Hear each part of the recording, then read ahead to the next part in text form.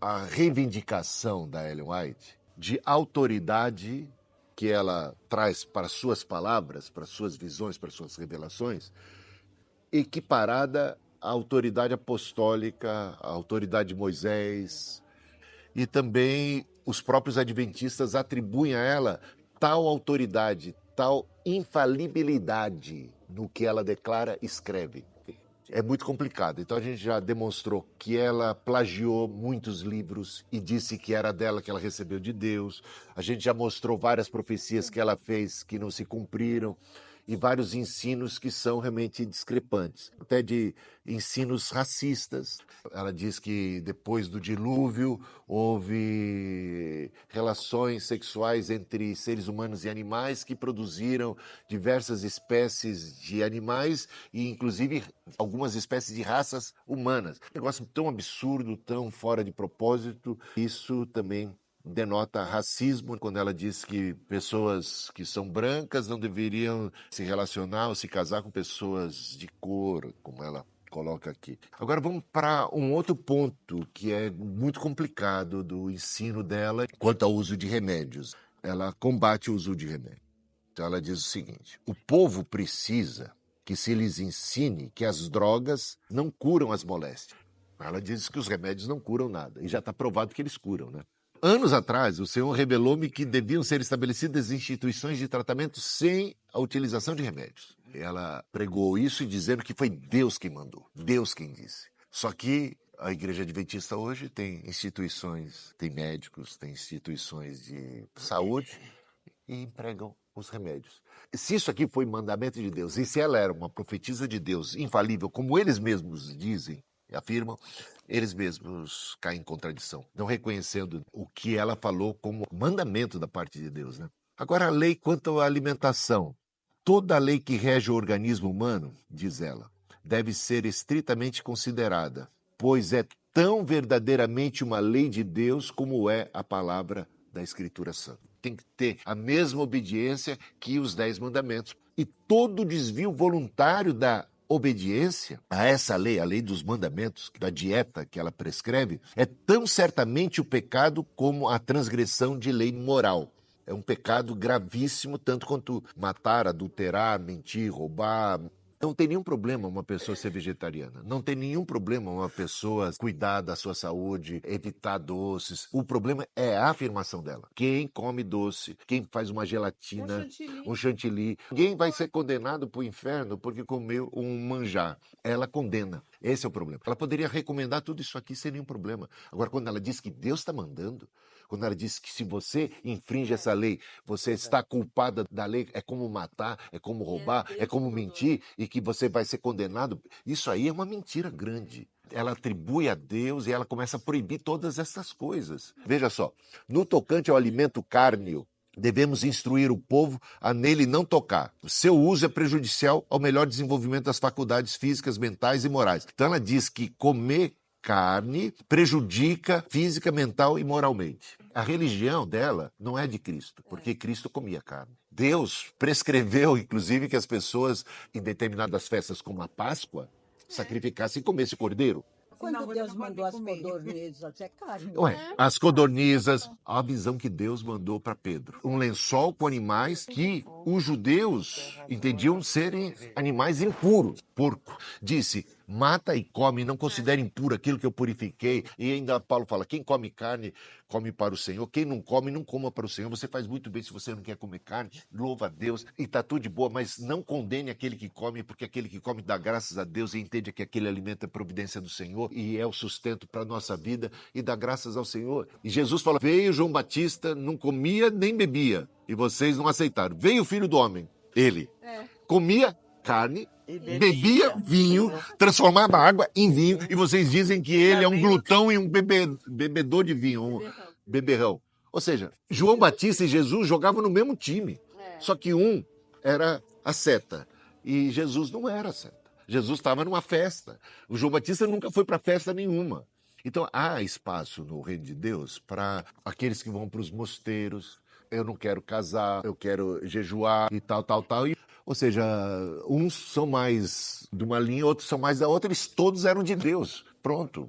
O problema é isso, é como ela coloca isso como uma orientação de Deus. E ela já coloca, olha, quem come carne, então, ele é prejudicado, as suas faculdades mentais. Nunca ficou provado, até hoje, que alguém que come carne é menos inteligente ou desenvolveu-se menos. Isso não está provado. Devemos fazer campanha decidida contra o uso de chá e café, porque ela entende que tudo que é estimulante, e a carne também, ela estimula. A carne seria afrodisíaca. O problema dela é com sexo. A gente vai ver isso depois, mais tarde. Convém também abster-se das sobremesas complicadas. Está aqui, é o texto dela. E ela diz que isso é orientação de Deus, tão severa quanto os 10 mandamentos. Crianças. Isso aqui ela fala em nome de Deus. Eu recomendaria deixá-las, as crianças, ficarem sem comida pelo menos por 3 dias. Até que sintam fome bastante para tomar o alimento bom e saudável. Arriscaria deixá-los passar fome. Gente, imagina quantas crianças ficaram 3 dias sem comer. Se 3 dias passando fome, vem um conselho tutelar, me leva ele embora. Exatamente. E com razão. E com razão. E pode até matar uma criança, né? Dependendo do estado físico dela. E isso pode dar um problema mental. Aliás, e o trauma? Se meu pai e minha mãe me tratam desse jeito, o que eu posso esperar do mundo? Então, bom, vamos lá. A carne de porco. Ainda que o Novo Testamento não trate de questões dietéticas, ela diz. Não, minha amiga, ele trata de questões dietéticas, sim. Só que ele liberou geral. Ele liberou para comer a carne. Isso aqui é uma frase dela. Ainda que o Novo Testamento não trate de questões dietéticas com o mesmo detalhe que o Antigo, olha como que ela gosta do Antigo, meu. Olha como que ela ainda está na lei do Antigo Testamento. A proibição ao consumo de carne de porco é mantida como um princípio de saúde. Mentirosa. Não é mantida. Jesus considerou puro todos os animais. Lembra que Jesus foi acusado pelos fariseus porque os discípulos estavam comendo com a mão por lavar. Aí Jesus respondeu assim, o que contamina o homem não é o que entra, é o que sai da boca. Porque o que entra acaba depois saindo de alguma forma, tá? Mas o que sai da boca tá lá dentro, tá encravado, tá no coração. Então Jesus se preocupava muito com essa pureza da alma, do espírito. Quando é contada essa história, tem lá um adendo no final. Desta forma, considerou Jesus puros todos os alimentos. Olha só. E aí tem a experiência do lençol, da visão dos animais proibidos pelos judeus e mata e come, Pedro. De maneira alguma, a lei proíbe. Não considere impuro aquilo que eu purifiquei. Eu pergunto, vão ficar com que visão? A visão de Pedro ou a visão da Ellen White? E ela diz que Deus manteve aqui no Novo Testamento a proibição de comer carne de porco. Aonde?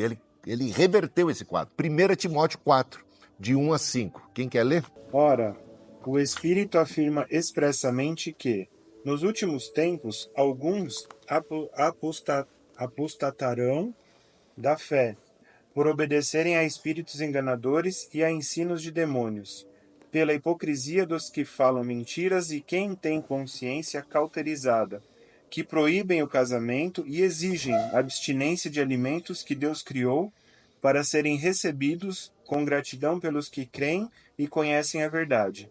Pois tudo o que Deus criou é bom e, se recebido com gratidão, nada é recusável, porque é santificado pela palavra de Deus e pela oração. 1 Timóteo 4, de 1 a 5. E aquela mentirosa da Ellen White, aquela falsa profetisa, diz com todas as letras que Deus manteve no Novo Testamento a proibição de comer carne de porco. Olha aqui o texto. Quem proíbe comer carne de porco, segundo essa palavra de Paulo, são os espíritos enganadores. O Espírito afirma expressamente, o Espírito Santo, que nos últimos dias alguns apostatarão da fé por receberem espíritos enganadores e ensinos de demônios, pela hipocrisia, em nome da santidade, porque isso tudo é feito em nome de uma santidade, uma pureza excelente. Hipocrisia, falam mentiras e têm a consciência cauterizada, que proíbem casamento, e exigem abstinência de alimentos que Deus criou para serem recebidos com gratidão pelos que creem e conhecem a verdade. Pois tudo que Deus criou, inclui carne de porco, foi feito para ser recebido com gratidão. Nada é recusável, porque é santificado pela palavra de Deus e pela oração. Vamos lá. Jesus considerou puro todos os alimentos, aquela passagem que eu já coloquei, Marcos capítulo 7. Tem também Atos capítulo 10, para ver a experiência de Pedro. E Paulo, gente, ela falou que não tinha nada na Bíblia prescrevendo, falando de alimentos, e tem. E ela falou que a Bíblia, no Novo Testamento, mantinha a proibição, e não, é o contrário. Nós temos várias passagens, e agora vou citar mais algumas. Por exemplo, Paulo em Colossenses 2,16. Portanto, ninguém vos julgue por causa de comida ou bebida, ou dia de festa, ou lua nova, ou sábados. Tudo ela faz. Ela julga por causa de sábado. Se você guarda o sábado, você é de Deus. Se você não guarda o sábado, você não é de Deus. Vai para o inferno. Colossenses 2:20 agora. 20 até 22. Se vocês morreram com Cristo para os rudimentos do mundo, por que se sujeitam a regras como se ainda estivessem no mundo? Não toque nisso. Não coma disso. Regras. Está aqui na Bíblia, gente. Não coma disso. Como é que você se sujeita a essas regras? Quem é que impôs isso? Quem é que está colocando isso como uma regra que vem da parte de Deus? Ellen White, por exemplo. Então, não se submetam àqueles que dizem, não toque nisso, não coma disso, não pegue naquilo. Todas essas coisas se destroem com o uso. E são preceitos e doutrinas de homens, diz ele. Agora, mas ela é muito louca. Essa mulher é louca. Olha o que ela escreve aqui, gente. Vocês brincam e fazem piadas e se entregam à alegria e à euforia. A palavra de Deus o sustenta nisso? Não. Cristo é nosso exemplo. Vocês imitam o grande exemplar? Cristo muitas vezes chorou, mas nunca se soube que riu. Acabamos de rir, Ellen White, do que você escreveu. Essa mulher tem problemas. Ela precisava de uma ajuda. Ela casou? Gente, agora um assunto um pouquinho mais polêmico. Não estou aqui introduzindo esse assunto para defender qualquer prática ou não. Não vou entrar no mérito da questão se é certo, se é errado. Eu vou entrar aqui nesse assunto para dizer o que ela afirmou a respeito e como as suas afirmações se provaram ao longo do desenvolvimento da ciência falsas. Eram afirmações que encontravam respaldo na cultura, naquele momento parecia fazer muito sentido o que ela dizia, mas hoje foi comprovado que não é. Então olha o que ela falou. A condição do mundo é alarmante. Por toda parte que olhemos, vemos imbecilidade, nanismo, membros aleijados, cabeças mal formadas e deformidade de toda a descrição. E agora ela vai atribuir isso a quê?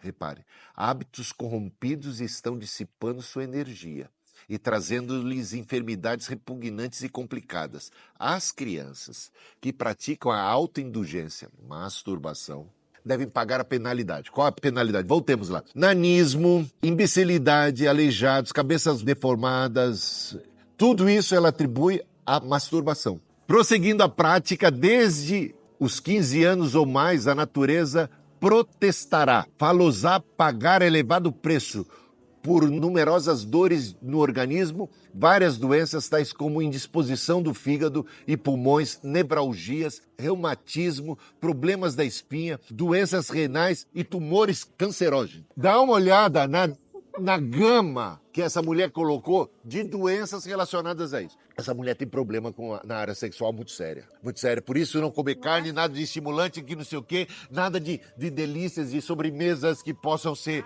meio afrodisíacas. Pare com isso, tudo que me faça lembrar e tal. Tem mais umas coisinhas que ela falou aqui, só pra gente fechar. As mulheres possuem menos força vital do que o sexo oposto. O resultado do autoabuso nelas é visto em várias doenças tais como autoabuso, imagina, masturbação. O autoabuso nelas é visto em várias doenças tais como catarro. O que tem a ver uma coisa com a outra? Ai. Ellen White. Tontura, dor de cabeça, perda de memória e visão.